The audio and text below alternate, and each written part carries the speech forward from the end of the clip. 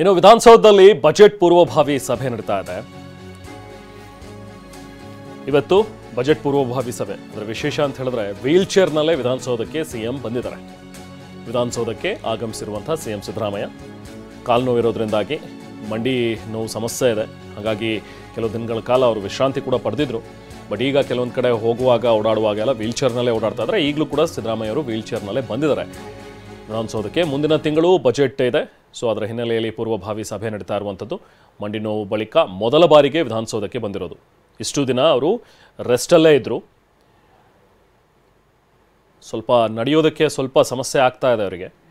So ಹಾಗಾಗಿ wheel ಚೇರನ್ನು ಅವರಿಗೆ ಅಲ್ಲೇ ತಂದಿದ್ರು. ಅದೇ ವೀಲ್ ಚೇರ್ನಲ್ಲಿ ಅವರನ್ನು ಕೂರಿಸ್ಕೊಂಡು ವಿಧಾನಸೌಧಕ್ಕೆ ಒಳಗಡೆ ಕರ್ಕೊಂಡು ಬಂದಿದ್ದಾರೆ. ಈ ಮುಂಚೆ ಕೂಡ ಒಂದು ಫಂಕ್ಷನ್ ಸಂದರ್ಭದಲ್ಲಿ ಆ ಫಂಕ್ಷನಿಗೆ ಹೋದಾಗ ಸಿ ಎಂ ಸಿದ್ದರಾಮಯ್ಯ ಅವರು ವೀಲ್ ಚೇರ್ನಲ್ಲೇ ಬಂದಿದ್ದರು. ಅಲ್ಲೂ ಕೂಡ ಅದಾದ ನಂತರ ಚೇತರಿಸ್ಕೊಳ್ತಾ ಇದ್ದಾರೆ, ಸರಿ ಹೋಗ್ತಾರೆ ಅನ್ನುವಂಥದ್ದು ಇತ್ತು. ಬಟ್ ಸ್ಟಿಲ್ ಅವರಿಗೆ ಮಂಡಿ ನೋವು ಸ್ವಲ್ಪ ತೀವ್ರವಾಗಿ ಬಾಧಿಸ್ತಾ ಇದೆ.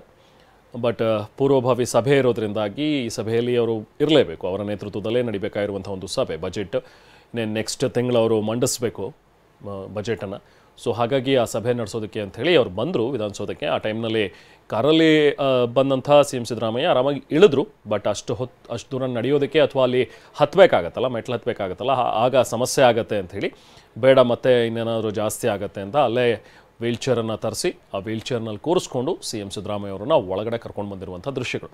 ಮತ್ತೊಂದು ಕಡೆ ಪೂರ್ವಭಾವಿ ಸಭೆ ನಡೀತಾ ಇದೆ.